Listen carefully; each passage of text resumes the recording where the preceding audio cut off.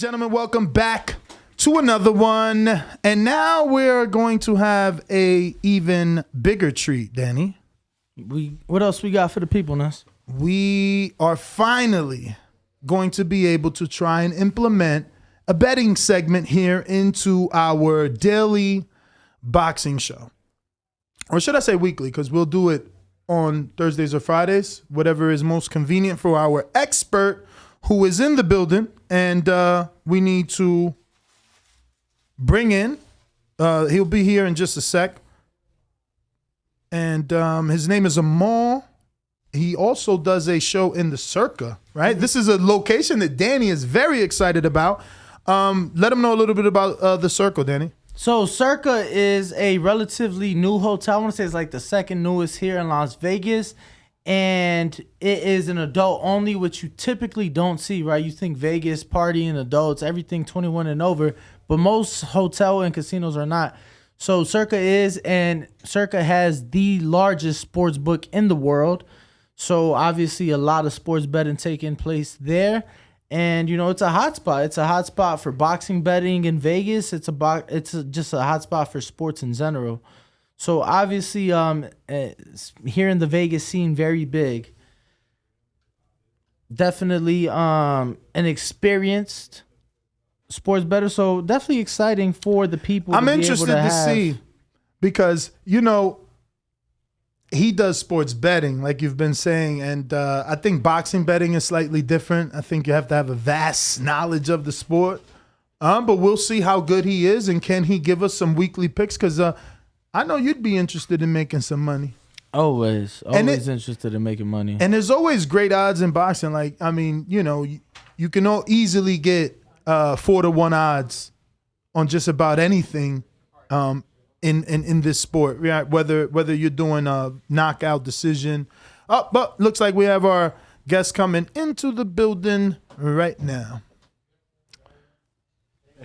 How are you? I'm well, thanks. How are you guys? I'm good. So how do I pronounce this last name? Amal? Take a shot. Shh.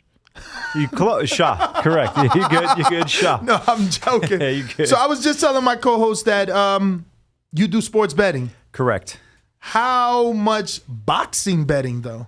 Well, boxing, a few things. Number one, not as much, simply because in Vegas, we don't have as many of the fights lined as you see in other places. Mm-hmm. So it makes it a little bit more challenging. Obviously, premier fights like Canelo last weekend against Bivol, you would see a fight like that lined.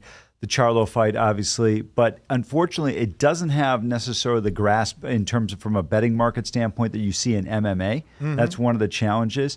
But if you request some of the places, sometimes, at least in the past, they would, if you say, "Hey, I want to fight on, I want the odds on Danny versus Nez. Give me a line," and then they might be willing to put it up for you. But you don't have that as much. But still, I think the one thing, us being at the fight capital of the world here in Las Vegas, you can still find some lines you may not find in some other sports books throughout the country. Wow. So you think that physical sports books are better than, not better, but you find, I don't know, I find like that digitally it's easier to find what you're looking for. That's what he's saying. No, 100%. I'm saying you can make a request because we're here kind of catering to boxing a little bit more compared to states like Tennessee or other places where it may not be there. No, but to your point, you're absolutely right. If you look at other places, offshore and other international spots, you'll find far more boxing lines. I think the interest level from a betting perspective seems to be greater outside of the states than it might be domestically, just strictly from a betting standpoint. No, I agree. I used to live in Chicago, and we had Bovada out there. Yeah. And Bovada had a million. It still does, has many more options, especially for boxing compared to what you'll find here in Vegas. So just before we get into actual bets and props and things of that nature, give everybody a little bit of background on yourself. I know you do your own show at the Circa, right? Yeah, absolutely. So I was in sports media in Dallas for 10 years, covered professional sports, college sports as well, including the Cowboys. But been out here betting sports for a living and been doing a show for the last 5 years. I've been out here 8 years in Las Vegas. And, people say, oh, it's so cool you bet sports for a living. I said, listen, unless you're a convicted felon or unless you're out of options, find something else to do. It's a lot easier. It's just, listen, it's very stressful, right? How many jobs do you have that you could go to work theoretically and lose money? There's very few jobs that way. I mean, so a lot of it's predicated. Wait, are you actually betting or just giving betting advice? No, I'm betting. Trust me, you'll know how the night went previously if I come in here based on my attitude. Oh, wow. Yeah, absolutely. So did you make money on the Canelo Bivol? No, I lost. Oh. I had Canelo by decision, minus 125. I really thought it would be tough to be able to get a decision against Canelo in Las Vegas, particularly the way he has fought throughout his career. But you got to take your hat off to Bivol in terms of what he did. I thought he was more dominant than the scorecard indicated. Absolutely. Absolutely. You know, that right? 115, 113 was bullshit. Yeah, I agree with you completely. And to me, when you look at it, and I'm not a big conspiracy guy, but I've always made the point, if you're going to win in Vegas, you have to knock out Floyd and you've got to knock out Canelo. I thought it would be very difficult to get decisions against those guys. To me, the greatest bet I've ever seen in my entire life, I can tell you right now, number 2 greatest bet was in 2001 in the Rose Bowl when the Miami Hurricanes played Nebraska, and the best bet I've ever seen in my life was when Floyd fought Conor. Because you've got the greatest, in my opinion, defensive fighter we've ever seen against a guy who was not a boxer going up against... it depends on how you see it. Canelo, Floyd, you could argue the greatest pound for pound or one of the greatest of all time. And you've got an MMA guy trying to dethrone him. I thought it'd be very difficult to do. So those types of things you take into consideration. But I didn't think Bivol would be able to get a decision in Vegas unless he was as dominant as he was. And to your guy's point, the numbers didn't make sense to me at the end of the fight. I mean, to be honest, this is one thing. I love boxing. Sean Porter's a good friend of mine.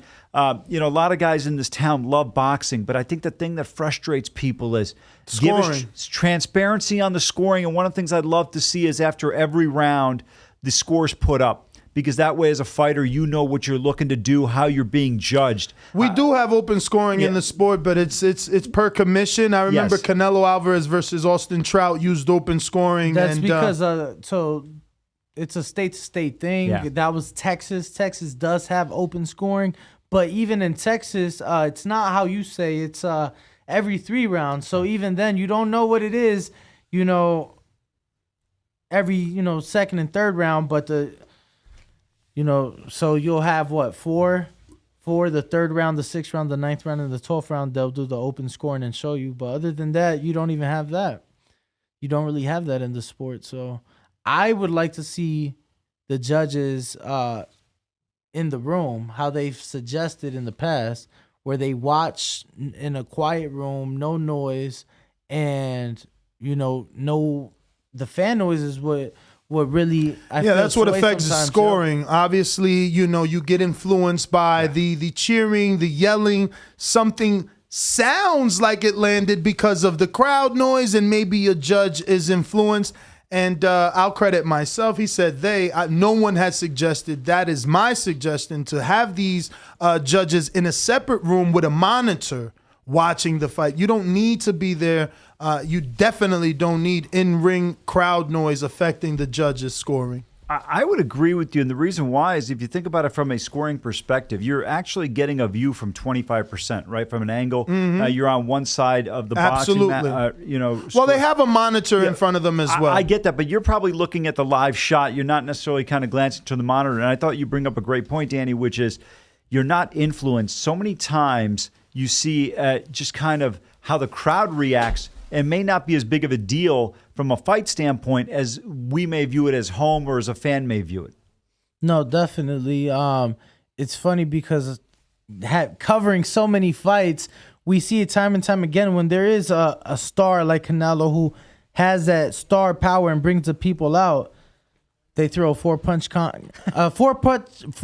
combination, could miss all 4, and the crowd is going nuts because it's Canelo Alvarez. Yeah, so they definitely get excited. So I'm curious. So, talk to us a little bit about what it is, what things do you look for and consider when making a sports bet? Because I think people think it's as simple as a winner and a loser, and I think it's bigger than that, right? There's other considerations. Absolutely right. Let's start with the point you just made about winning and losing. That's going to be the singular most important thing at the end of the day. But you make a determination that a fighter is going to beat another guy, and you say, oh, let's just use the Canelo-Bivol fight. You say Canelo's going to win, but Canelo was around -450, depending on where you got the price. So for people that are unfamiliar, we're just going to use $100 terms to make it simple. Absolutely. So I bet $400, and if Canelo wins the fight, regardless of how he wins it, by TKO, KO, by decision, you get back $100. But to me, when you look at it, you sit there and say, boy, am I going to be right on this? More often than I'm going to be wrong, because you're taking the math into consideration. And so for me, I thought that was a bit of a high price. That's why I did not take Canelo in that spot. I thought he'd go the distance. When you look at title fights, when you look at guys at a certain level, fights tend to go the distance more often than not, simply because the quality of fighter, their ability to defend. And so I thought it was too high of a price. So let's go for a simple math situation here. Let's say you bet $400 on Canelo to win 100. You've got to win 4 of those matches, assuming you're betting the same thing, if he ends up losing, which he did. So that's why, to me, I would rather bet 125 to win 100 by decision. And truth be told, I didn't really think he was going to knock him out, right? Like, you're stepping up in class here in terms of size. Bivol's a bigger fighter. It would have been a challenge from that standpoint. Not that he wasn't capable of doing it, because Canelo can hit with power, but I didn't see it playing out that way. And the reality was he was dominated, and Bivol wins the fight and is able to get the decision by the judges. I think it's important to consider when you look at the price in terms of how much you're paying on certain matchups. That's so vitally important. For me, that's going to really dictate a lot of times how you may bet a match. You'd sit there and say, well, why are you taking an underdog at a certain price? Because let's say you had taken Bivol at this particular price at about $3. So that means you bet 100, you get back $300. I got to be right 33% of the time, just on simple math. Do I believe Bivol can win the fight 33% of the time? Absolutely. Now, Now, yeah, you're absolutely right. I didn't think he was going to do it. I'll be honest. I didn't think he can do it. There was not many people that thought he can do it. Sports books across the world had Canelo a heavy favorite. Pundits, experts. I mean, there were very little people picking that Bivol pick. No, but I didn't think Canelo was worth the $4 price, because when you look at the one thing I love about boxing, I'm not a big MMA guy, but there's the ability based on one shot to change the dynamic of everything.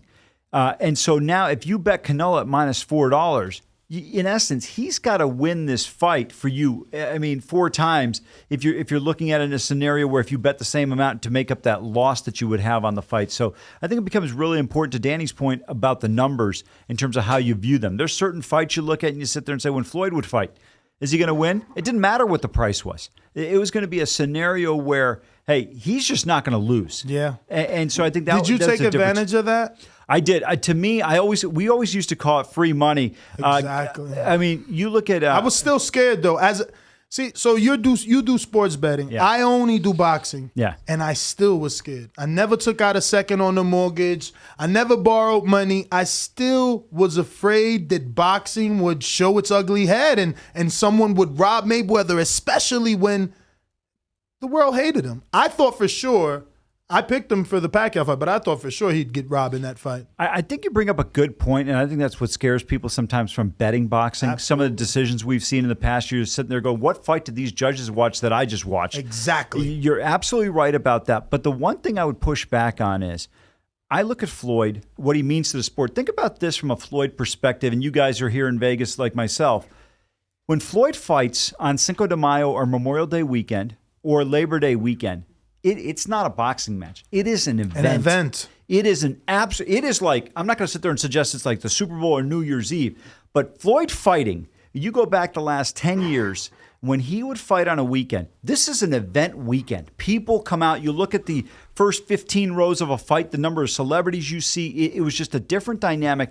I thought it would be very difficult for Conor to get a decision. And here's the thing. And again, like I said, I'm not a conspiracy theory guy, but how bad does it look for the sport if a guy comes in who's not a professionally trained boxer, he's an MMA guy, different styles, to come in and knock off the best fighter in the sport unless he thoroughly went into that ring and dominated him? I thought anything close to 50-50, 55-45, 60-40 is going to go in Floyd's favor. Mm-hmm. I was just going to say, I don't know with that fight. I just personally never thought it was going to be close. Yeah. Me neither. I'm like, I think Floyd, to this day, I believe that Floyd allowed Conor to do what he did the first couple rounds. I thought the first 4 rounds, maybe the first 3 or 4 rounds, it was just like, all right, you paid for this fight. You spent a lot of money. And if you noticed on that one, I know going back a little bit here, but for people that don't recall, a lot of the money that came in this one, guys, was from the public, right? You get a lot of Irishmen that come out here from Ireland that bet Conor, they're fans, and they don't realize when you really break it down, you have to, first of all, and I think Danny was making this point earlier when you're betting, you take your emotion out of it. Right? Like I see he's got a Notre Dame sticker on his book. I went to school at Ohio State. I can't stand Notre Dame, but I can tell you right now, if I think Notre Dame's getting too many points against Ohio State, I'm taking Notre Dame in a game in 1 second. You can't have the emotional attachment to it. So if you have disdain for Floyd as a fighter or whatever reason you don't like him, you got to remove yourself in there. You have one objective here, which is to make money and to put yourself in a position to be profitable. And I think you bring up a great point. I don't think if you look and talk to people that are involved in boxing, every single person I know to a man said, this is a complete mismatch. You've got one of the great fighters of all time against a guy who's not even a fighter in the boxing sense. Mm-hmm. He's a fighter in MMA sense. This is a different situation if you're going to the ground, if your legs are involved. It's just a different challenge. Think about how many great fighters we've seen Floyd fight, and they've not been able to do what they've done against other fighters. No, absolutely. I'm curious he though. negates them all. I'm curious though because you got to make money from Floyd and you got to see those big fight weekends here in Vegas and the events that they truly are when Floyd fights. In a sports standpoint and a sport betting standpoint, do you foresee us ever seeing that in our lifetime again? In terms of having the advantage of someone like a Floyd where it's just so big in terms from a betting standpoint and overall, I don't want to say no. I don't want to discount it because there could be somebody that comes along that's charismatic, that brings something to the table. Think about Oscar. When Oscar was in his heyday, it wasn't quite as big as Floyd had gotten if you look over the last half a dozen years, but Oscar had the cachet where he transcended the sport.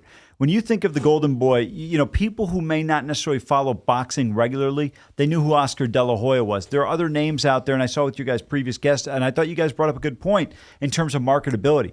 I think part of boxing, not necessarily your greatness. You know, I'm a big Bernard Hopkins fan.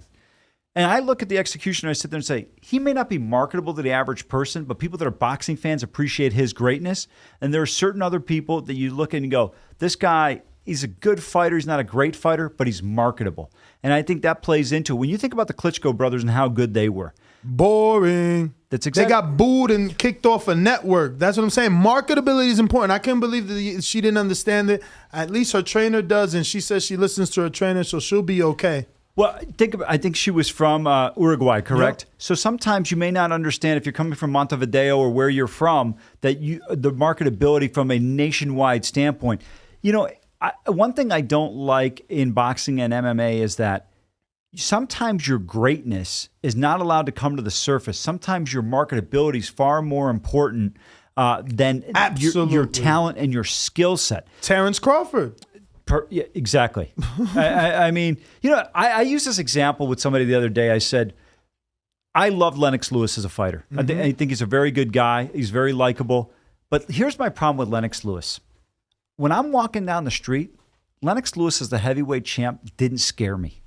When Tyson in his heyday was walking down the street, that scared me, right? Like, you're like, this guy is the baddest man on the planet. Evander, same thing. Not taking anything away from their greatness as fighters. And I thought it kind of played into how we saw Tyson. Tyson had a Jordan-esque aura around him when he fought. It was like, you better get there early because Spinks might only last 91 seconds. Exactly. It was just a different dynamic. And they marketed it that way. Come on. They had like 50 security guards separating the ring. Like, those are the things that people remember. You know, I don't know how old I was when that was out there. And it's still something that's fresh in my mind because it sells, man. You know, he had this aura of like a monster. You know, 100%. So I agree with you. You know, you had to tell your friends, oh, you better watch it. It could be over in the first round. So it's like everyone tuned in to see what would happen. And then eventually that becomes, we want to see you lose. Is this guy going to beat you? Is that guy going to beat you? I think it depends on who you're speaking of, right? So obviously for us here in America, yes, 100%. Excuse me, the last man for the U.S. to win an Olympic gold in boxing was Andre Ward, right? But Andre Ward was the nice guy. Andre Ward was nice smile. He wasn't a shit talker, humble, religious. Floyd Mayweather wasn't that. So people in reality paid to watch Floyd lose, right? If we get to talking about British fans, they pay to see their fighters win. In America, it's all about the negative. It's all about, how they can twist it. So I think that's why Floyd had so much success, because in reality, I don't think he was a bad person. I don't think he's a bad person at all.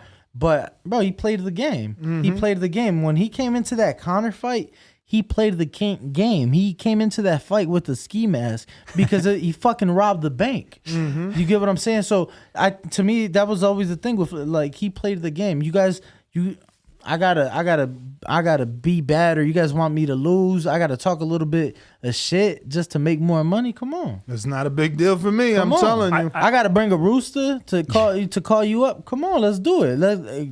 I'll name the rooster the Golden Girl. That's no problem. Like, Floyd was smart when it came to the marketability because he understood it's a business. Exactly, it's a business. I think you bring up an excellent point. Think about this: when Floyd was Pretty Boy, he wasn't the same guy that he was once he became money, and he changed the dynamic of it. And to his credit, as great of a fighter as he is, I would contend he understood the marketing of boxing probably better than he was as a fighter, and he's one of the greatest fighters of all time. I think not just did he understand it, I think he created it. I think he created it. He set the standard. Like, yes. Like boxing, we just had our previous guest, Coach Bullet, and his fighter was talking about how she was considering doing MMA. And then he shows us this is why they don't want to do MMA. It's because the money is in boxing.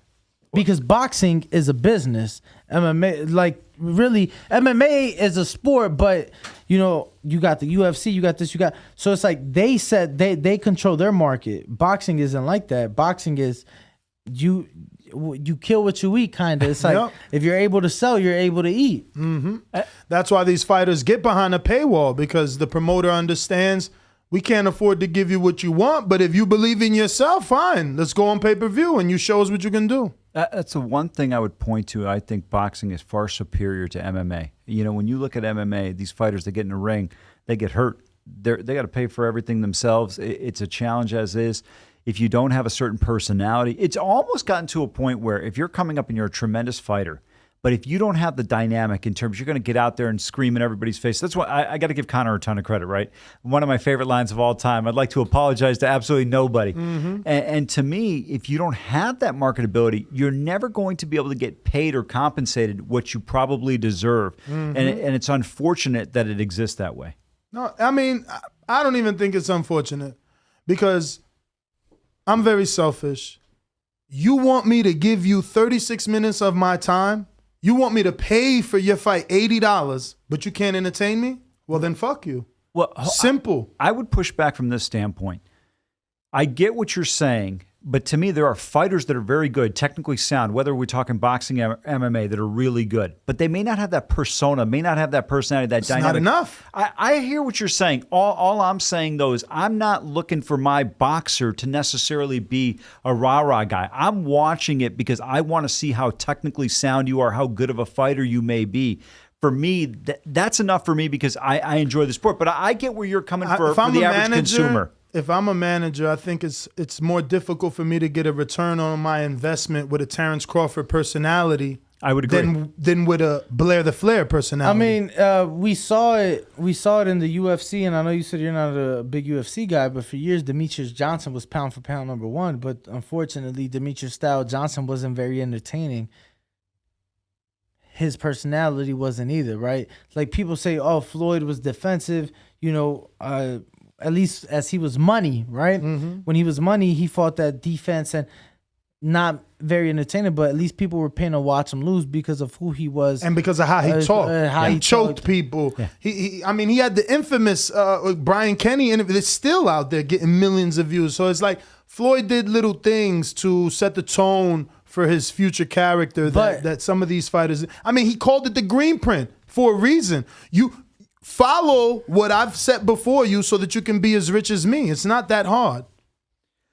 No, and I think a lot of that too kind of goes back to the marketability and how important that is, because just because you put a Mexican fighter and a black fighter in front of each other, that don't mean they're going to make Floyd money. Yeah. But when you're able to have big fights like that time and time again in your career like Floyd did, and when you're able to market and sell yourself the way Floyd was able to do so, I mean, you have a recipe for success. Is that Floyd, while some people had issues with his opponents, he chose perfect opponents.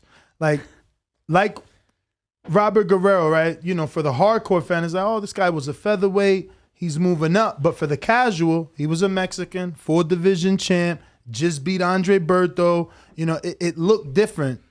You know, it looked different for the casual.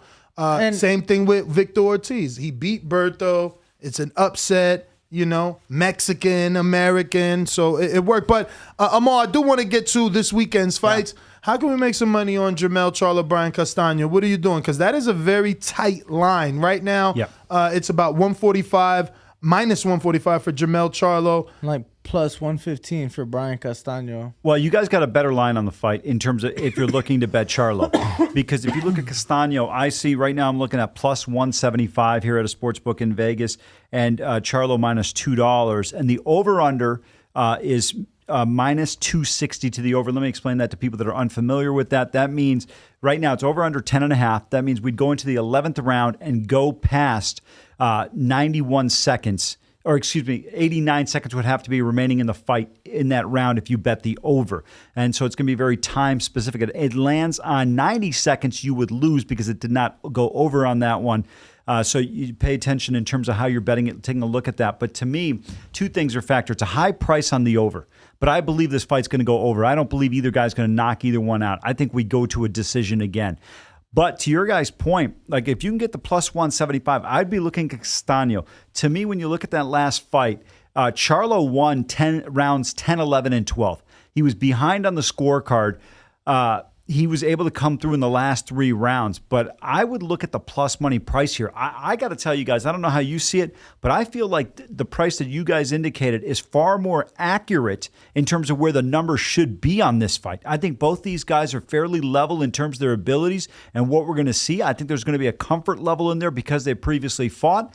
But who comes out and is the aggressor early on will be interesting to see. Does Charlo change his style a little bit simply because he's insinuating that he will? I mean, obviously you weren't here earlier. We read his quotes from yesterday's media workout, and he is, I'm interpreting as he's coming out aggressively. Yes. He says he doesn't get paid for overtime, which is which my producer pointed out is pretty an ironic statement, since regardless if you get a first-round knockout or a 12th-round knockout, you get paid the same. Exactly. So there's legit no overtime in boxing. I was trying to figure out what the reference to that was. I said maybe I'm missing something there, but I agree with you in terms of, you know, the perception is he might come out, but I think he has to, because if you look at the last fight, Castano, to me, if you go through the first 8, 9 rounds, probably 6-3, says, I mean, worst case 5-4 at the very least.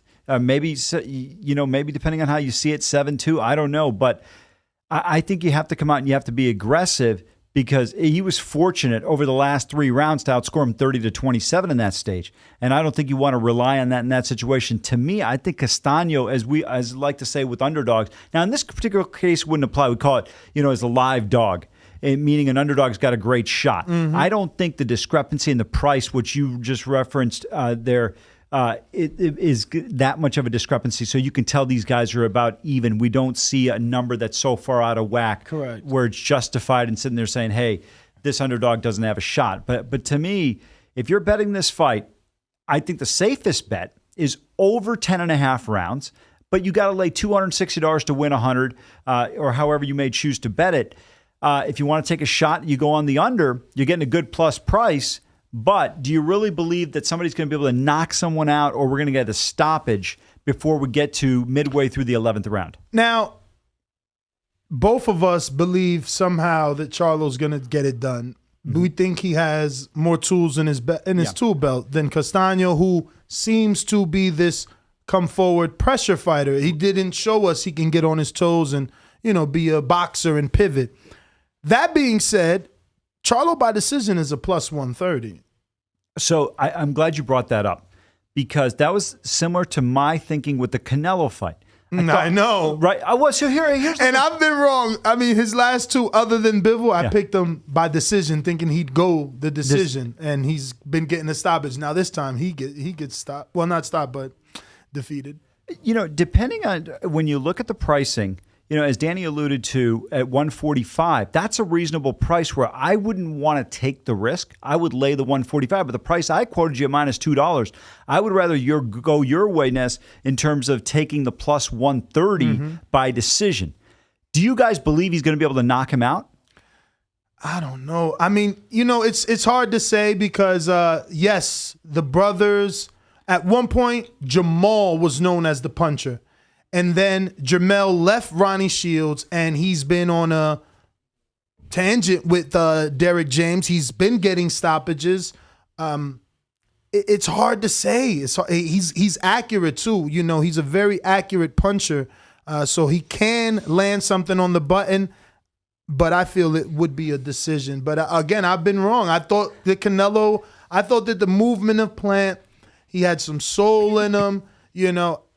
But he gassed on me. He could have made it. I feel like he should have made it to the 12. I wasn't picking him to win, but definitely picking him to go to the distance, man.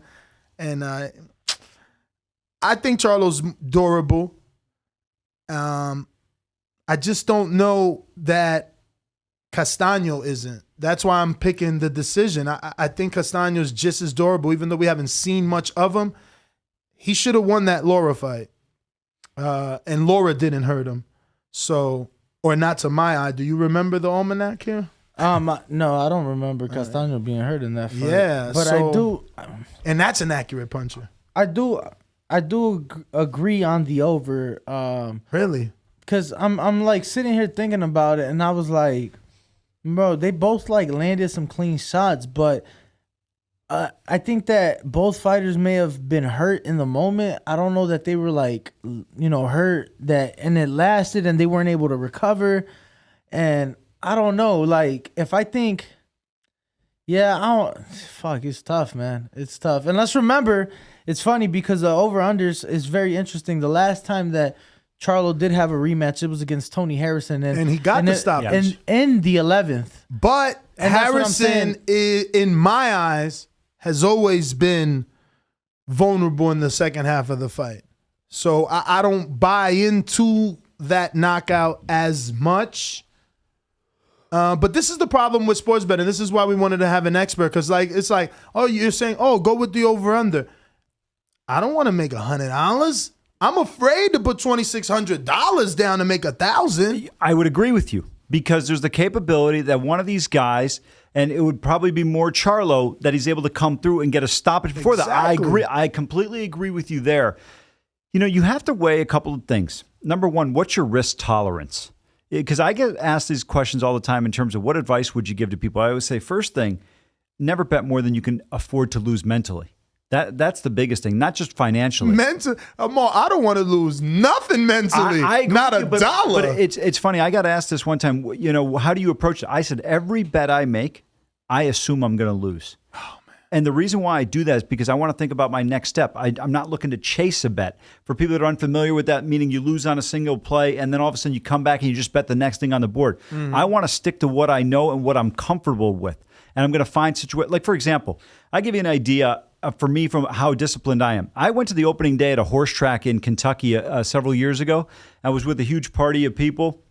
They're like, you're not going to make a bet? I said, I know nothing about horses. I said, I'm here just to have fun. They're like, it's $2. I said, you go ahead and bet the $2. And I said, but if you want, you can give me $2 to bet on it, but I'm not betting it. I said, I don't know any of this. I'm not going to get involved in it. I've never met an MMA bet. I don't know any of it. I stick to what I know, even in certain boxing situations. I'm going to stick with fighters that I'm comfortable with, what I think I know, people that I talk to within the sport. They sit there and say, hey, this is a good opportunity. This is the way they see it. But I don't want to go anywhere where I'm not comfortable. And I look at this fight and I think to myself, hey, this is going to be one that's probably going to go the distance. I think Charlo's going to win. I'm going to go with plus money on the plus 130. So if I bet 100, I get back 130. Total take back is 230. I think that's crucial in terms of how you view it. Instead of saying, oh, I'm going to lay minus 145. The one argument I would make is instead of laying 145 to win 100, I think there's a possibility Castano could win this fight just as well. I mean, you guys may not see it that way, but I think the 145 price is absolutely fair. I think it's exactly where it should be. When I see the -$2, I say, wait, that's way too much money. I'll tell you one thing you can do, and I don't know, Danny, where you got that price, but this is how I would really do it. If you can get -145 on Charlo, I would bet 145 on Charlo, and then I'd come back with Brian at +175. So that way I don't lose money. If Castano wins, I guarantee myself a profit. It's a good way to look at it. Yeah. It's a good way to look at it. So in fights like this, right, or a fight where you may feel that a fighter is a significant favor or underdog, because isn't there like good times to bet, right? They say that if you want to bet the underdog, the closer to the fight, the closer those odds are going to get. Correct. And to your point, I think you bring up an excellent point. A lot of it's going to be, let's not use two fighters that are, say comparable and may not have the notoriety. Let's say you have a very marquee fighter like a Canelo. If you're looking at betting him, you wait on Bivol until you get closer and closer to the fight, because you'll wind up with a lot of public money, a lot of money in general. And when I say public, meaning people that don't bet for a living or not as entrenched in this maybe as much as people like myself or other people that are really involved in betting. So, yeah, there's an opportunity to get a better price on there. But I want to go back to the point I made about the pricing. If you could get Charlo at -145 and you come back the other way, and then you can find a spot on on Brian at +175, you take that, because now you can't lose, right? Because if he wins, you're going to make the +175 back. You end up making a net of 30 on there. So there's always opportunities. As long as you're well versed on the math and the situation, if you've got a fighter at a minus price, but the plus price somewhere else is at a higher price, just automatically take that. So you bet 100 on one side and you bet 145 the other way, you get back 175, or you break even. So you have no loss. That's really, we call it scalping. So that way you're either taking your break-even point or you're taking a profit. And that's really one of the smartest ways to go, because you don't even have to watch the fight. You just wait for the decision. You go, okay, I either made a profit or I broke even. Mm-hmm.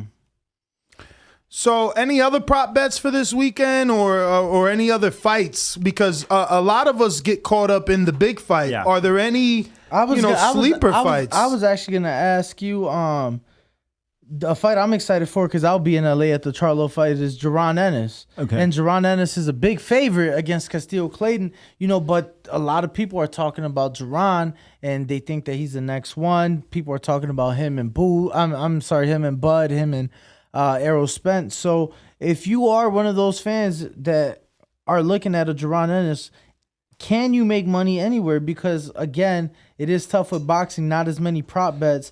So you may just get a simple money line bet. Correct. On your point on Ennis, he's -$16. So again, you got to lay $1,600 to win 100. Wow. And here's how you, just for people that are new to the betting market, if you look at this fight 16 times, do you believe Clayton is going to win? If you're going to bet Ennis, do you believe he's going to win all 16 fights in essence, right? Because if you're wrong, you'd have to win 15 more fights in essence, or 16 more fights to break even. If you believe Clayton could win 1 out of 16 fights, you take him on this one at +$9, where you're getting 9-1. So in essence, for him, he'd have to win. Yeah. I don't get that logic. I don't get, why would I take Clayton? Because it's good money?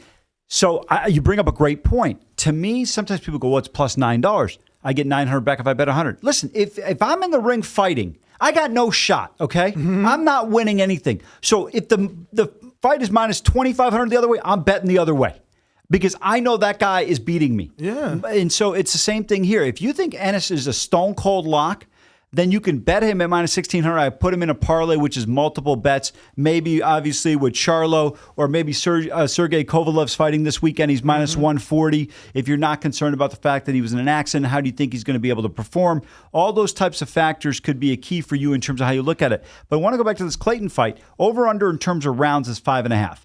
Now, the over is -135. You're laying 135 to win 100. Take back on the other side, if you go under, is +115. In terms of the fight, how far do you see it going? Man, I think first half stoppage for Boots. I think he's just been on a tear, and so that's how I see it. I see it Boots first half stoppage. to me, then I would go under 5.5 rounds simply because I don't want to lay $16. And let's be real here. Clayton's not winning this fight, in the first 5 rounds. It's going to be Ennis who's winning it. If he doesn't, then you end up losing. But it's better than laying $16 on an off chance that he were to lose the fight. So it just depends on what you think how it's going to play out. If you think there's zero chance that Ennis can lose this fight under any circumstance, then maybe you want to lay. But I got to tell you, long term, if you lay $16 to make $1, it's going to be a losing proposition for you. So how do you feel about, because you mentioned it, but how often do you parlay things? Because, for me, I am a casual sports bettor that watches all sports. So I'll sit at home on my phone and I might put a $5 parlay and do, maybe 3 or 4 games that may be on that night. Because of close odds, same thing with the fights. If I have a fight where, like Ennis is, or not close odds, but wide odds where Ennis is like minus 1,600, I'm not putting 1,600 to win 100. For real. But I will parlay it with maybe 2 other fights to try to get some profit there. So you being the professional, I just want your take. Well, so first of all, what I would look at is, number one, how comfortable and confident are you in we're going to use this fight as an example with Ennis. If you think there's zero chance he can lose, fine, you can throw it into the parlay. But here's what I would advise to the example you just used. I would look at, let's say, for example, and I'm going to pull up a parlay calculator on my phone here to give you a direct idea of what we're talking about. So I'm going to use an example of a $100 bet amount simply for the math. Kovalev is minus 140. Charlo's minus 200 at where I'm looking. So right now, if you bet 100 on both of those, you get back $157. If we throw in Ennis at minus 1,600, you're gonna make $16 on it. That's what just actually works out that way on this one. So your total took back on 100 is 273. Is the payout. You make 173. Is it worth to you? And this is how you have to look at it. Is it worth $16 additional dollars on a $100 bet? In this particular instance, I don't believe Ennis is going to lose, so I would throw him in there. But normally speaking, I would not in many instances, because the amount of increase in your return is not great enough to justify it. It just doesn't normally make sense.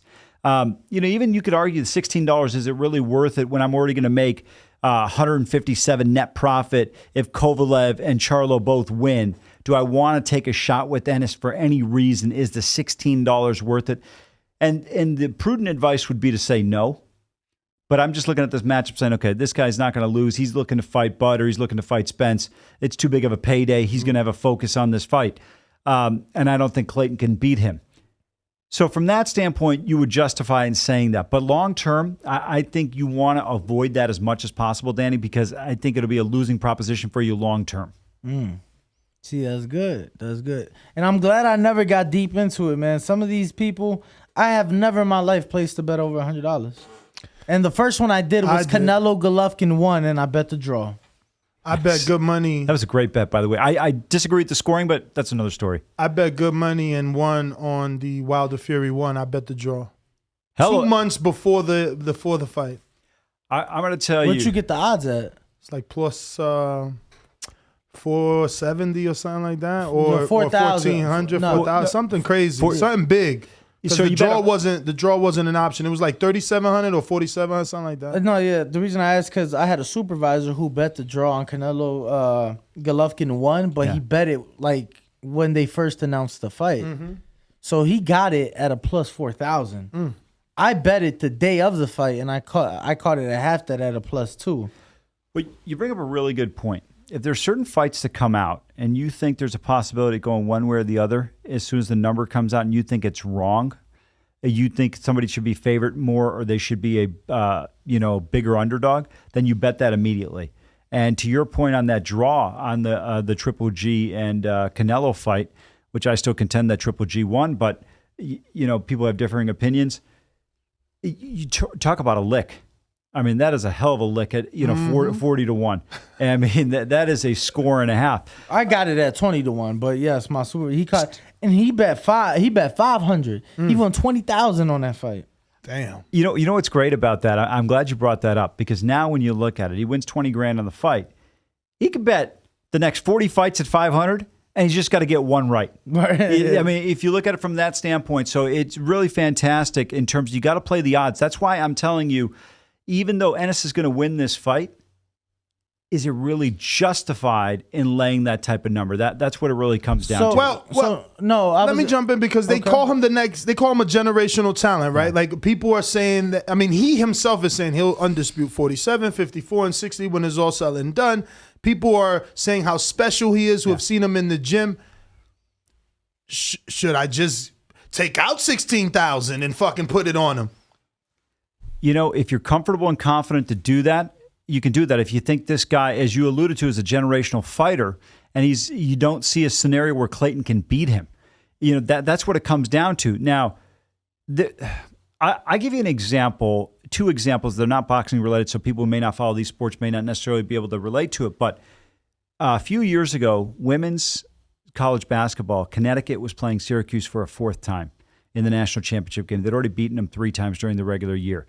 And somebody bet $35,000 to win $500. And you'd say, well, why would you do that? And I remember talking to one of the sports book directors, and they told me, they said, let's be real here. We're just holding your money. We're giving you $500 back. You're just showing us you have $35,000. I mean, they ended up winning by 20 in a national championship game. And it was like Rafael Nadal on clay against players that are not as good. You know, I give you a perfect example. In tennis yesterday, I bet Nadal at minus 1,000 and threw him in a parlay. Now, normally you wouldn't do that. But the guy he was going up against, I'm like, he's got no shot on clay. Rafael Nadal is the greatest tennis clay court player of all time by a large margin. And, of course, he wins the match comfortably. And if you feel that same way in this particular spot about Ennis, the way I do about the two stories I referenced, then you take a shot with it. I don't think it's like egregious to put it in there. I'm just trying to get people that may not bet to stay away from those long odds, because what people have a propensity to do is look at a fight and necessarily say, hey, I'm going to throw this guy in, he's going to win, can't lose. Well, you know, there are scenarios, and, you know, go back to Tyson and Buster Douglas in Tokyo. Tyson was minus 42 or 4,300 in that fight. He ends up obviously losing it. Long term, many of these fights you're probably going to win, but the problem is if you get bit once, you know, you've got to really make hay to make up that money you lost. So that's the only thing I would caution when you're doing that. What's the tax percent? Well, so you're not going to get taxed on it. In terms of, you get taxed on a Keno winnings, a slot machine, if it's over 600 to 1.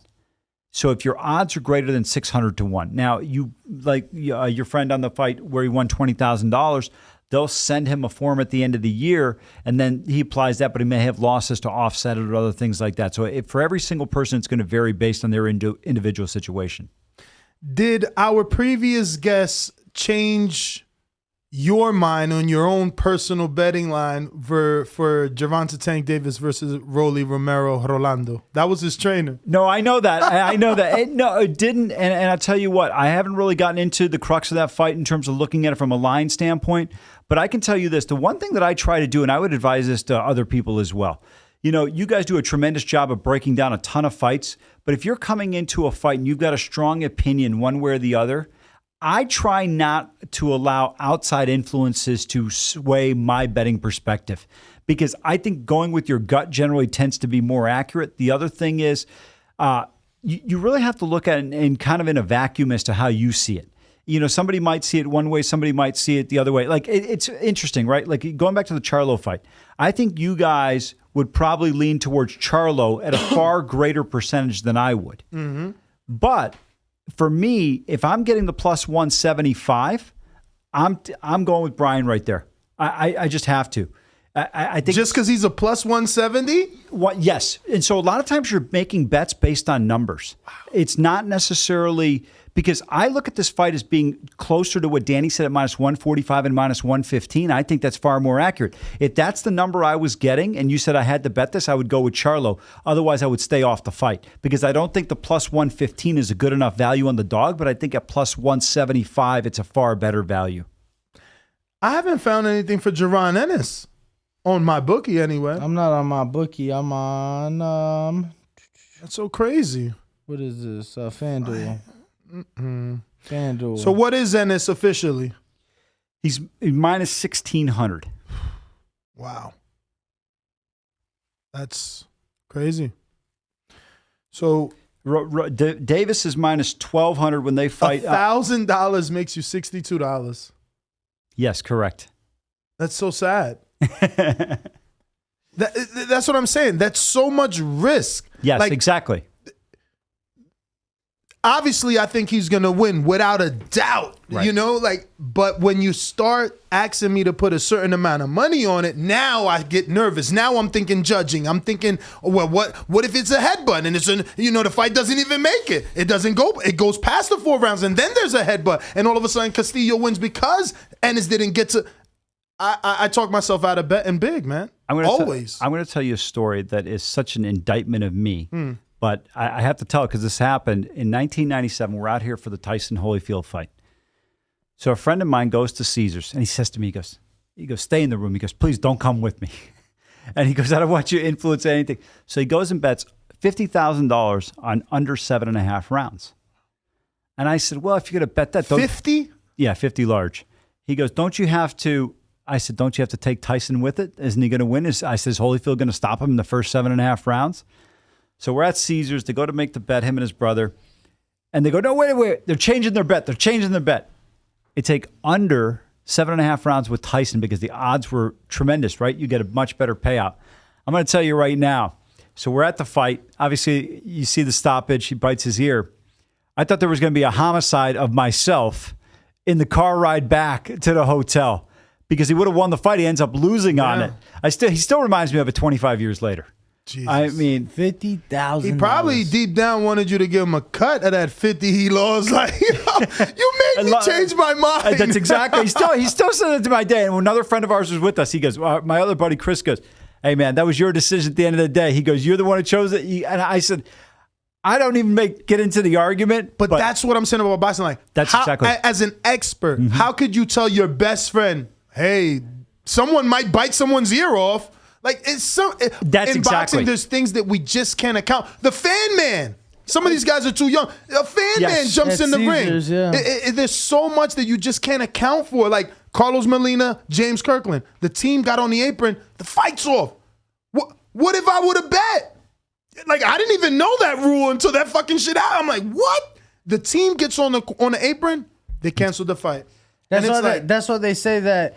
I mean, if you're getting on it to throw in the towel, I guess it is what it is. But even then, they tell you to not do that. They tell you it has to be one of the officials in the corner with you but there's so many just tangibles that you're like. So many loopholes in boxing. I got a couple odds for the Jerron Ennis fight. Better than 1,600? Because you got to put 16,000 just to win 1,000. It's prop bets. So it's a prop. So the over-under for that fight is 5.5 rounds. So the over 5.5 is a minus 125, and the under 5 rounds is a negative 105. They have Jerron Ennis at a minus 700. You can get it as low as like a minus 500 for the knockout. What's the over? 5.5 rounds. No. The odds is over is minus 125. Damn, that's still low. That's sad. Not even the over pays plus money. And let me just put the knockout odds in as well. Clayton by knockout is plus. It started at plus 1,200 and it's higher now, so you can get it like as high as plus 1,600. And he sounded like Andy Ruiz, and that's another one. Ennis by knockout is minus 700. That's what it started at, and it's as low as like minus 500 now on certain. What's the decision? The decision for Ennis plus 750 is what it started at. It's as low as plus 450. I think that's worth $10, man. This is an undefeated fighter. He's 33, Castillo. We've interviewed him so much. Like, I don't know that he's getting stopped, man. This is his first shot too. Like, people look at it like this is Ennis's coming out party. This is Castillo's time to say, hey, I'm here. Bo said a minus 750 by decision, correct? Correct, for Ennis.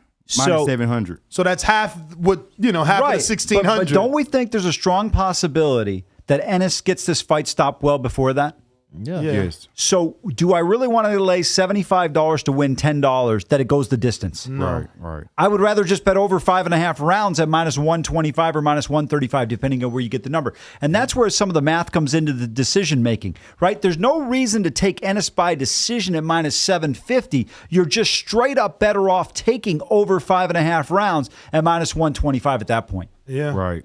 Because if it goes to decision, You got make better the money. odds. And if he stops him in the 6th round or the 7th round It's or exactly. after the halfway marker in the 5th round, you still win the money. Well, when you're watching the fight with your friends and we get through the 6th round halfway through, 90 seconds in, 91 seconds in, and you're dancing, people are like, what are you celebrating for? They don't have, I won the and bet. he hadn't even won yet. Exactly. It's I don't know how much truth there is to it. I think it's 100% true, but regardless, I'm curious on your thought. Mayweather-McGregor, that morning I get a call from a friend who has a high position at Caesars, and they're like, yo, Floyd just tried to come in and put $3 million on himself. I had heard that. And I'm like, what do you mean? They're like, yeah, he tried to do 1.5 on the under and 1.5 on a round. And he got the under and the round. But from my understanding, Caesars turned him away, and he was able to get $70,000 and $70,000 at another hotel. I didn't know the scenario. I had heard he had tried to make the bet. I didn't know much to the extent of beyond that. You said it was at Caesars? It was at Caesars. Trying to think who I know over there because the part of it is they had a big change now that William Hill has bought out Caesars properties. But Oh, yeah? yeah, so When did that happen? about probably close to a year ago. Oh, wow. So they're the sports book over there. But I wish it was Caesars in the old day. I got a very good friend of mine that ran the book over there. He's in charge of Gone Gaming now, Vinny Maiulo. I tell you what, you talk about some great boxing stories. It's unbelievable. But, you know, when you look at it, that's the interesting thing, right? With Floyd, he'll come in here in town. He's like going to bet on himself. And when you look at all the people that had bet Floyd in the fight, in that particular fight, you saw it was all local people. There was a very prominent person who's extremely wealthy who you would know in town. They went and bet at minus 700. They had bet $1 million on Floyd. You know, it was just a scenario where I think people that are boxing aficionados and know the sport said, "Hey, this guy's not going to lose." And you know, you bring up a good point. And I knew he wasn't gonna lose any of those big fights. I just never could muster up the courage because he's such a underdog. I mean, such a favorite that it's like you have to put so much money to even make anything. I'm glad you used the word courage. I got into a huge argument with a very close friend of mine one time because he's down in Florida and he was saying, I like this side in a football game or something. I said, listen, I don't care what your opinion on the game is. I don't care if you bet $10 or you bet $10,000. But unless you're betting on the game, your opinion doesn't matter to me because it's very easy to pick a game when there's no pressure, right? It's like simulating. Exactly. It's like simulating a free throw in an empty gym compared to shooting with 20,000 people with the game on the line, and in terms of how you react based on that. And there's no real true way to simulate that. And it's the same thing with the bet. I can give you games all day and you can go bet them, and I could sit there and say, okay, hey, this is what this is. Like on my show, we never give you a play unless I've made the bet myself. I'm never going to give you, I say, well, you know, I like this side. Like, for example, last night in the Golden State-Memphis game, I said, well, you know, I think Memphis got a shot in this game, but I'm not going to touch it. I didn't bet the game. Memphis wins by 3 million points. I remember. Blew him the fuck out, and I was scared to touch it too because I'm like, no job. I wasn't worried about that because Memphis coming into the game was 20-5 without John in the lineup. I think they got caught ball watching. But I went on air, what day is today? Thursday? Wednesday, I started the show and I said, because we have a group text with my co-host and my producer, and I said, you know what? Yeah, I was a bitch last night because I didn't take the Miami Heat. I was 100% because they're 2.5-point favorites at home. Were they really losing to Philadelphia? And it was funny. We were breaking down the game, and I said, listen, they got a huge coaching advantage with Eric Spoelstra against Doc Rivers in this particular spot. I like the way this team has played, particularly at home. And I remember he had bet it, and you know, everybody's always texting throughout the game. And I'm like watching this game going, okay, it's 12. They're going to be able to make a run. There was no run. There was no run. They lose the game by 35 points. And you sit there and go, dude, why didn't I just lay the 2.5 here. And I didn't do it. And I'm mad at myself for not doing that. So there, you have different types of emotions during games. Had a hockey game last night. I was fortunate enough to win. The New York Rangers were playing. They're losing against the Penguins. They come from behind. But I thought they were a great spot at home. I didn't think the series would close out in New York at MSG. So it's the same thing with boxing, whatever you're looking at, whether it's rounds or a side or by decision, KO. I think you have to take into consideration the price, what you think about the particular matchup, how it's going to play out. Where's the fight taking place? Who is the kid Manny fought down in Australia? Jeff Horn. Right? I mean, like, Manny Pacquiao, literally, the only people that might have been on his side were the customs agents willing to get him out of Australia after the fight. Mm-hmm. I mean, it seemed like it was such a tough spot in that situation there. So many things you have to take into consideration. You scared me saying that. Let me tell you. He's gone. I'm going to Australia for the Devin Haney-George Kambosos fight. And you're my hero, by the way. You're going down. And I've never been. It's one of the few places I haven't been. I know. And if you can't tell, I'm probably picking Devin Haney to win that fight. And I truly, relationship and friendship aside, I truly believe that he is just you're invested, though. You are the definition of what he said. Yeah. You are... you're invested, so your opinion, Well, no, but kind of going back to what he was saying, like, you got to know not to put your heart in it, right? So I've made bets on Notre Dame. Let me tell you, 2020, Notre Dame beats Clemson in the regular season. Yep. Clemson doesn't have sunshine. So now we play them in the playoffs, or in the I'm like, bro, or in the ACC championship game because they COVID. So yeah. they were. I'm like, bro, they got sunshine. I'm like, my heart wants to bet Notre Dame because we did it, but I'm like, I'm a stay away from it. And I was at Circa at the stadium swim, fucking got our asses kicked. I think Notre Dame scored 6 points in that game. Yeah, they had 2 field goals in that rematch. They win the game in South Bend in September, and then all of a sudden they come back, and Clemson looked like Clemson of what we expect them to be. But you bring up a great point. You have to remove your emotion from it. You have to look at it like, hey, if these two people were fighting, I have no affinity towards one or the other. How do I see the fight? Like, I have a friend of mine. He's tighter with Sean Porter than I am. And I got to tell you, Sean, I love Sean. Sean's such a great human being. But it doesn't matter who Porter's fighting. In his book, Sean's never, ever losing. Oh, wow. Right? Like, just sometimes you get blinded by your relationships with people. And I think in boxing, especially out here for people that are unfamiliar, lots of different people have friendships with fighters and other people they know locally here. And you're involved in it. You go to the gyms and other things. And you've got to be able to remove your emotion from the scenario and take a look at it objectively. Because your whole goal in this is just to make money. The question I ask people all the time is this. I said, are you doing this to make money or are you doing it for entertainment? And if you tell me entertainment, I'm like, God bless you, go crazy, bet whatever side, whatever you want, doesn't make a difference. But if you're looking to do it to be profitable and to make money, now you have to apply discipline to it. Now you have to really look at it any other business. If I'm in a business, would I throw good money after bad? And that would be a definitive no. But if there's a scenario where, hey, I think it's a certain risk, but I can make money with it, then you would take a shot. Mm. So I wanted to ask, obviously, you doing sports betting. Right. I got the gun to you. Who you picking, Charlo Castano, and how in terms of betting? Okay, so from a betting standpoint, now I will tell you a couple things. Let me give you 2 differences. No, I'm not trying to straddle the fence here. No, I'm going to tell you why. Based on my price that I gave you, a plus 175, I'm taking Castano. Okay. It's too high of a price. Sorry, go ahead. You're not going to also... What is it? What's the term where you put some money on Charlo? Yeah, I will do that because then I get a guaranteed profit. Either I break even. You are doing that, though. Yes, because he gave me a different price. If I can find that one of the local books out here, and I'm going to look at a couple of offshore books I have. If I see the price differential, I just went based on a site that I use fairly regularly, and I pulled it up, and I wanted to give you the current odds as we're speaking right now. But here's why you're doing that, because now I can't lose. If I said to you, give me $200, $245 to hold, I'm either going to give you back $245 or I'm going to give you back $275. That's it, like depositing the money into a bank account. I'm going to do that every day of the week. I can't lose. And if I can find a difference in those odds, now I'm going to make a big bet, and I need Castano to come through or I'm going to break even. So what I wanted you to do for us is your boxing recommend so that we could parlay it with your out of genre Sure. recommend, because I have a friend, shout out to Kels in California, that's what he normally does. He'll parlay That's what I do. 4 favorites in boxing that are guaranteed to win. Sure. And then just throw in a basketball game or a freaking football game. And I don't watch, I'm the first guy that's never watched any of those sports that you're going to meet. Like none. So I don't know anything. I can't make that parlay. And I get frustrated because he wins thousands.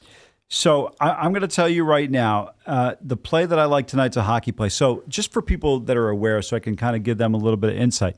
So I bet college football, college basketball, NHL more so during the playoffs, NBA very situationally. I think there's some tremendous situational spots in the NBA during the regular season, playoffs as well. And then baseball, I bet as well. NFL, I don't bet as much simply because I have not done as well in it. I am not as profitable. I can tell you right now, if I come on the show and give you a soccer play, you better bet the opposite side. Because if you don't, you're going to lose money. I love soccer. It's a sport I grew up playing, but I'm not a good soccer bettor, so I don't bet it because it's going to be a losing proposition for me. I'm going to give you an underdog here tonight in a tough matchup. And this is a good play, not a phenomenal play.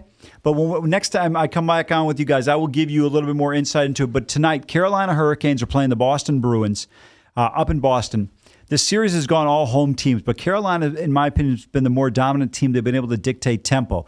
So I would take a look at that. It's plus 110, depending on where you get the price. Again, remember, the minus, you're laying a price for people that are unfamiliar with betting in terms of the terminology. And, you mentioned the Castano fight.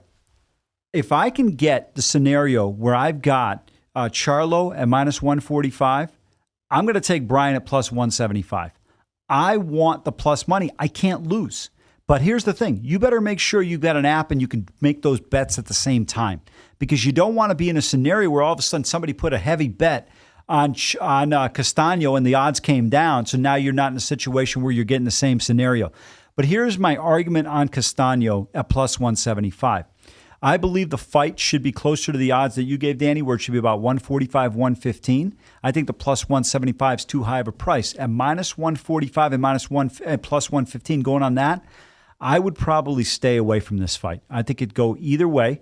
I get your guys' point on Charlo and why you think he's going to win. But for me, I think this is a coin toss. And as a bettor, I'm trying to go where I think I've got advantages, where I think I see a number that's to my favor. If not, I want to stay off of it. Francis Ngannou, Tyson Fury, if it were to happen, are you going to do same thing, bet with the boxer because that's his sport? A few things. Tyson's 6'9". He's an absolute monster.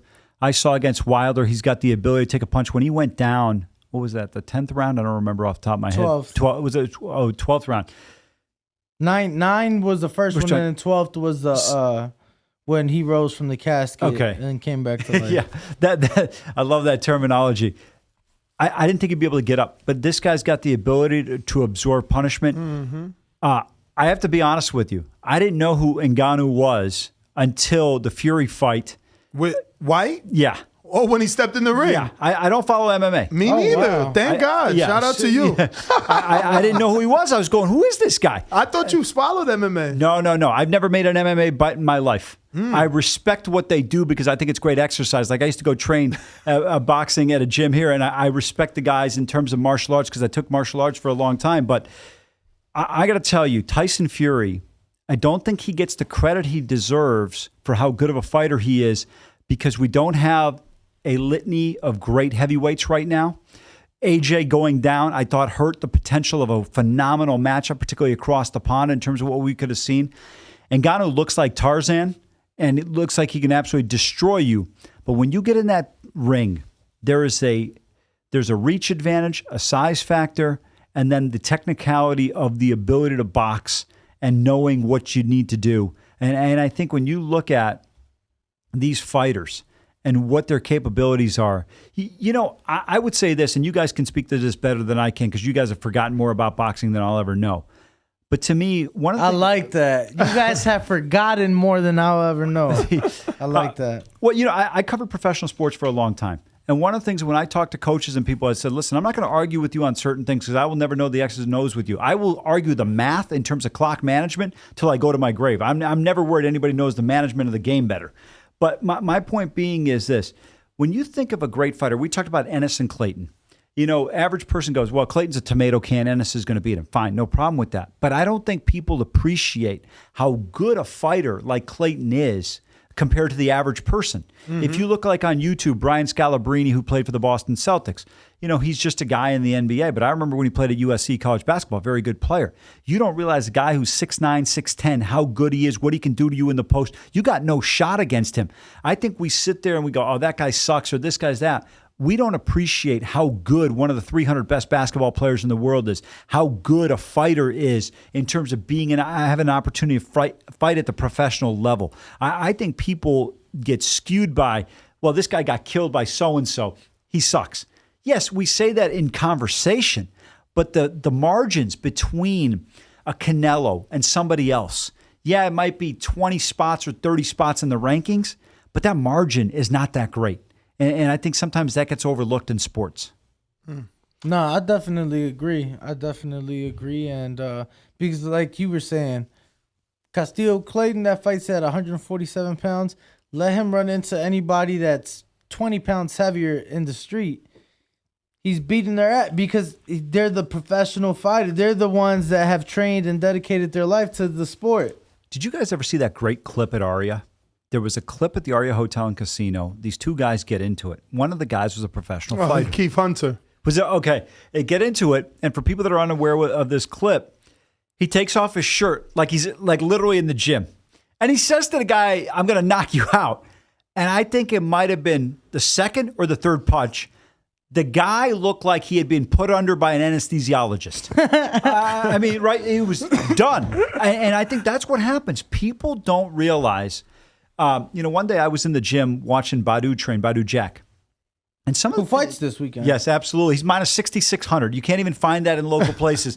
I mean, you talk about a guy he's going to destroy. But the point is, he's going through some regiment training. And I remember he was wearing this concoction he puts on his head with a weight where he's strengthening his neck. Mm-hmm.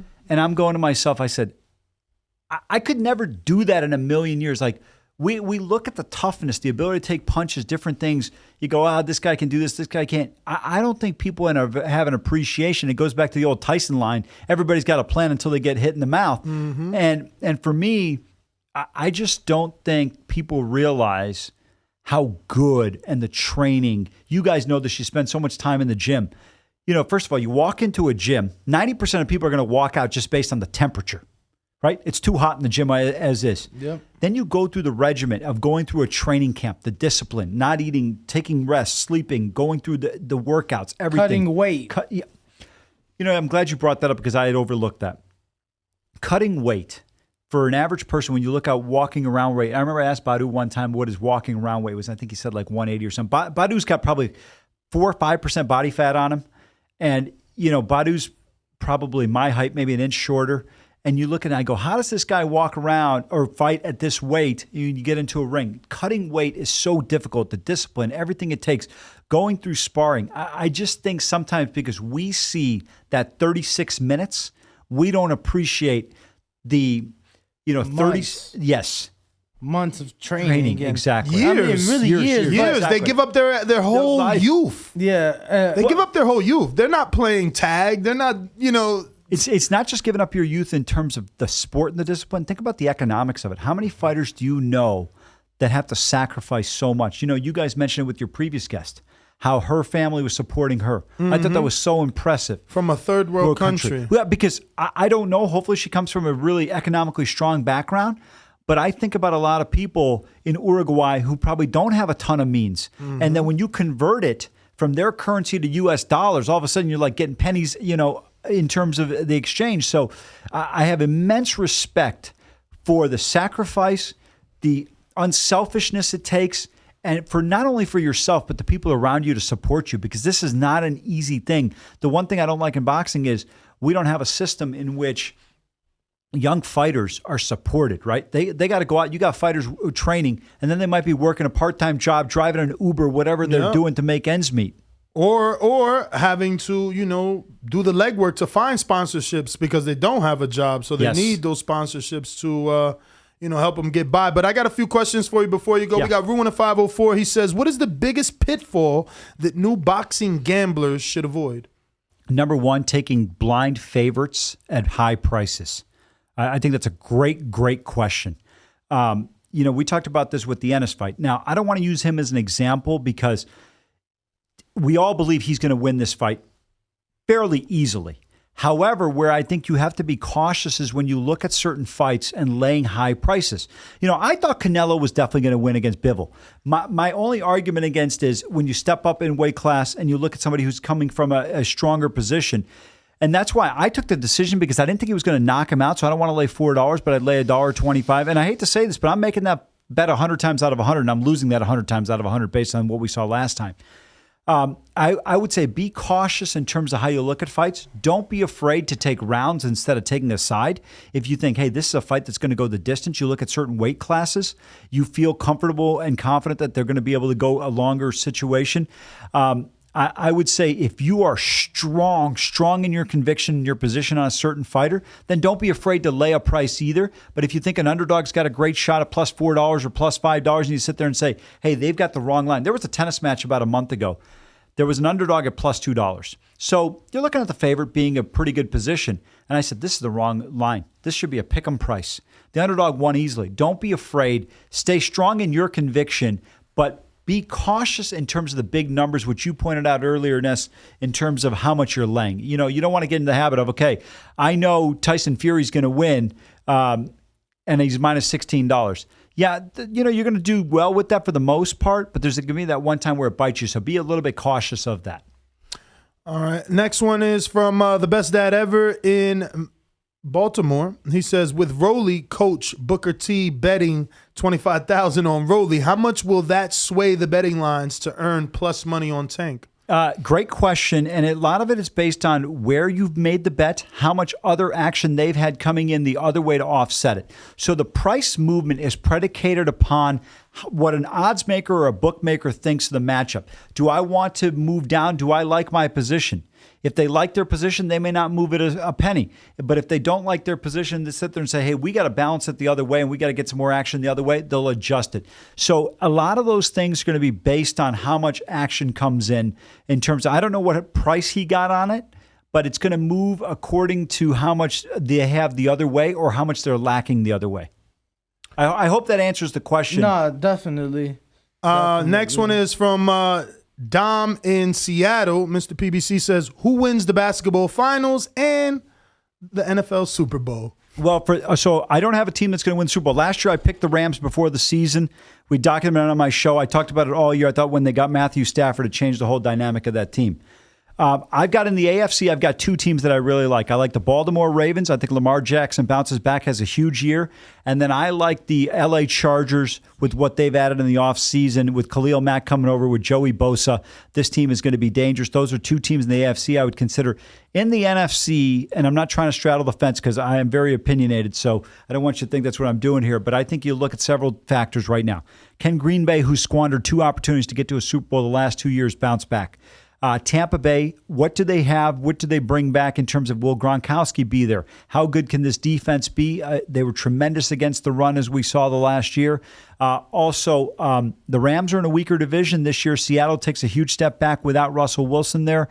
How does San Francisco do? Do they trade Deebo Samuel? The one other piece of advice I would give to you if you're betting the NFL futures, I would not make any bets now. The schedule comes out today, but I'm not worried about that. I would wait until I get to training camp and through the beginning of training camp. I don't want an injury right now to occur that's going to hurt me. Unless you feel Deebo Samuel is going to be traded from the 49ers to your team where it's going to make a difference that you're going to bet the Super Bowl, then you take a shot at it. Other than that, there's no move that's going to be made at this point in time that's going to be a benefit for your team. So you're not going to really improve your odds. They're not going to go from like 12 to 1 to 16 to 1. So I would wait to see if you go through training camp, make sure there's no injuries that impact the betting odds. We have Jazz. What is a good return on investment, ROI, for a professional sports bettor or a syndicate? It depends on how much money in your bankroll. It depends on what you want to do, what your target is. I would say, for example, I play poker and I bet sports for a living. And I've been now for the last 5 years. I've been doing that for 8 years. I've been doing my show for 5 years, so I have an income from there as well. But for the average person, it depends on your lifestyle. The first thing you want to do is, hey, I want to be able to pay my mortgage. I want to be able to meet my expenses. This is what my target is. You know, you also, one other thing that gets overlooked, and I say this because if you get audited, I had a friend of mine in 2007 made $2.6 million betting sports. And he got audited. The IRS didn't believe it was from sports betting. And he showed the records from the records from the casinos, and it was not a problem on his audit. But I would say this. If you look at an average consumer, how much time are you putting into your job? How much do you make per hour? It's a similar situation. For the average person, they're probably going to need to be able to make between $5,000 and $8,000 a month, depending on your lifestyle. Like for me, I'm a vegetarian. I don't drink alcohol. I don't drink soda. When I go out to dinner with people, they always laugh and they're like, dude, you can go to the most expensive restaurant. My bill is never going to be more than $30 ever. Mm-hmm. And so a lot of it's predicated upon your lifestyle. But I would say somewhere in the $5,000 to $8,000 range of profit. Okay, so you remember that. So how much money do you need to have in your bankroll in order to make $5,000 to $8,000 profit? So I would say this, and I'll give you a real life example of myself. When I moved out to Vegas, I kept my house in Dallas because I thought I might go broke because I didn't know what to expect. By kept, you mean? I didn't sell it. I kept the house. And you had a tenant or you left it open? No, I left it open. I said, because there's a possibility I might be broke in 4 months. I'm a planner. So you got to look at it from that standpoint. I came out here with a $200,000 bankroll. I said, okay, I think this is going to be enough for me to be able to do. And I said, I have additional money if I need to be able to go to make a huge bet. Go ahead. So the $200,000 was just to bet, not expenses, mortgage, rent, food. It was, if I needed a candy bar, I'm not buying that candy bar with that money. Okay. Completely separate. And so it's completely betting money. Completely betting money. I mean, let's say I met, Heidi Klum said, I want to go on a date. I have no other money that I allocate for social expenses. I'm not touching a dollar of that. So when did it become a full-time thing? Like, when did you know, like, I'm going to do this for a job? Like, I can support myself with my bets. Well, what happened was I lost a lot of money learning how to bet over probably 10 years. Lost a lot of money the first year I was playing poker because I went from low stakes to high stakes because I was a heavy sports bettor. So I said, I don't want to play low stakes. This is boring. Sometimes you got to play and bet at a level that you're going to feel it, whether you win or lose. And so I got out of that, and I came, and a friend of mine goes, it was a business partner of mine out here. We used to flip houses together in Dallas. I worked in the news media in Dallas for 10 years. And I came out here, and he said, hey, you come out here 15, 20 times a year instead of flying out here. I just gone through a divorce. He goes, why don't you move out here? I said, okay. So I decided I'm going to move. Go ahead. Was the divorce because of your betting? No. Was it because of your ambition to your newfound job as a bettor? No. The betting, I didn't even decide to get into the betting. I'd gone through a divorce in 2012. I decided in 2014 to move out here. So no, that was far removed. Nothing to do with that. And so from the standpoint, I said, okay, I'm going to come out here. This is my bankroll. I'm going to take, now I'm a little bit different than other people. I was always willing, if I found, let's say Floyd was fighting Conor in 2015, 2014, I would have said, okay, this is the one bet. If I lose the 200 grand, I'm losing, I'm going back. But this is the bet. I'm making the bet. A lot of people bet units where I'll bet a certain percentage. You'll bet like 3% of your bankroll. To me, if I have a certain situation where I see somebody and it's a complete mismatch, I don't think it's the same. Like, I don't know if you're a baseball guy or not, but when Max Scherzer was pitching or Jacob deGrom was pitching, it's not the same thing as some tomato can number 5 starter in baseball. So I'm going to take a bigger shot with a Scherzer or deGrom. It might be a higher price, but I'm much more confident in their abilities than somebody else who might be average. So I think you come out here, you have to be able to stomach the losses. That's the biggest thing. I'll never forget, I remember Pittsburgh was playing San Jose, the Sharks. I think it was Game 5 in the Stanley Cup playoffs. And I lost $8,000 on the game. And so my girlfriend at the time, she was living with me. She goes to me, I figured you're all depressed and everything. She was kind of new to this world, right? Didn't know. I said, listen, if I won, we weren't going out to celebrate. I said, what are we doing for dinner? I mean, I fell asleep during the game. Wait, so if you win, you don't even celebrate? Well, let me ask you a question. You had a tremendous podcast today. You had a great fighter on before me. You just say, hey, great job after the show. You're not going out and popping bottles. No, right. But we're going out and lighting one up. That's a little different story. Yeah. But my point being is, it's no different than any other job to a certain extent. Like if you're a great realtor and you sell a house, yes, you might be excited about the commission check, but if you've done that a number of times, you're not celebrating because it's just your expectation. Yeah. No, you're 100% correct. I was in the Air Force for 7 years. Appreciate your service. And it was thank you. I had guys that were like, "Oh, you bitch about this, but when I do this, you don't give me my props." I'm like, "So I bitch about you not doing your job correctly, but you want me to fucking give you a fucking high five for doing what you're getting paid to do." So Beautiful summary. Yeah, no different. It's no different. All right. We got Info Joe in California. Did you ever factor who the judges are and the promoters for the house fighter when betting? We have heard on this show how promoters shower judges with gifts, dinners, hotel rooms, etc. And that is true. Like if I'm the promoter, you know, I have to give the hotel room to the judges and the referee, you know, so. Fantastic question, astute boxing fan.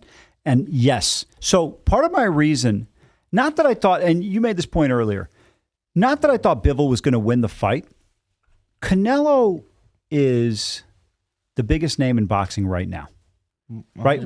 When you look at draw, pay-per-view, everything he brings to the table, the Mexican fan base, everybody that he brings in, what he means to Las Vegas in terms of the weekend, that is absolutely a consideration. And look, again, like I said earlier, I'm not a conspiracy theory guy, but in boxing, the one issue that I've always had with the sport, I think it's such a phenomenal sport, is sometimes decisions leave you scratching your head. Mm-hmm. And nobody can justify where this decision came from. And I think that's something you have to strongly consider. Who's the promoter? What's the situation? I'll give you a quick story.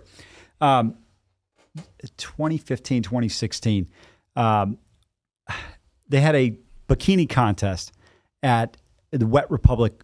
First prize goes to $25,000. Wow. And somebody that won was affiliated with MGM Properties. So it was like, didn't come as a surprise. Now, the girl was an absolute smoke show, no problem. But the point being is sometimes, yes, that is a brilliant question, and it's an astute observation. Where's the fight? Who are the judges? Who is the promoters? What are we potentially looking at? You know, that's next. Think about this. Ennis is going to fight Spencer Bud. So now all of a sudden, think about the revenue stream that's generated there. If he were to drop this fight against Clayton, if we go to a decision, I don't believe we go to a decision, but if we were to, who cares if Clayton wins outside of his camp, family, and friends? Am I wrong about that? Jeff in Nova Scotia cares. Oh, that's hilarious. Well, I got one more, I think. Actually, no, that is the last one.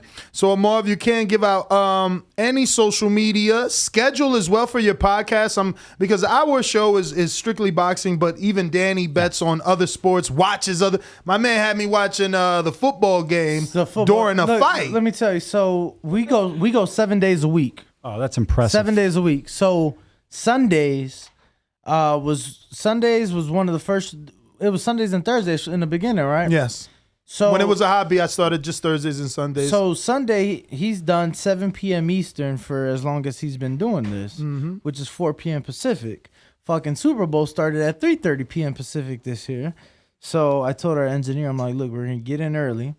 We're going to set a TV up. So we had the TV set up. We saw the whole Super Bowl.